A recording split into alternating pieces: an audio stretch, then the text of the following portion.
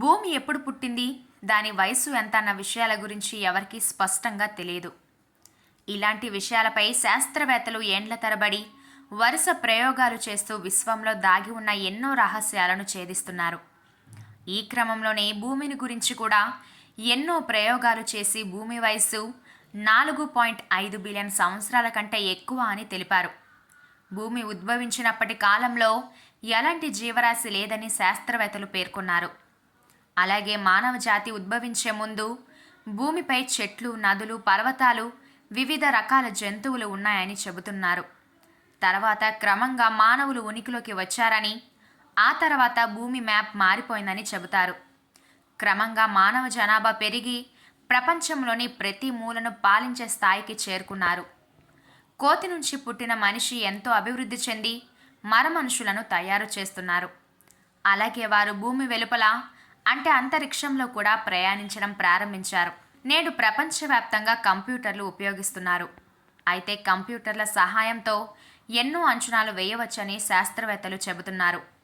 ఈ రోజుల్లో మనం చేసే ప్రతి పనిలోనూ టెక్నాలజీ ముందంజలో ఉంది.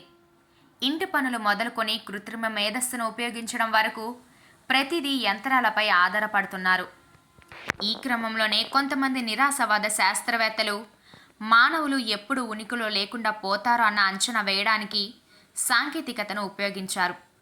కంప్యూటర్ మోడలింగ్ ఉపయోగించి అంచనా. మసాచుసెట్స్ ఇన్స్టిట్యూట్ ఆఫ్ టెక్నాలజీలోని శాస్త్రవేత్తల బృందం జనాభా, సహజ వనరులు, శక్తి వినియోగం వంటి వాటిపై బహుళ డేటా నమూనాలను పరిగణలోకి తీసుకున్నారు.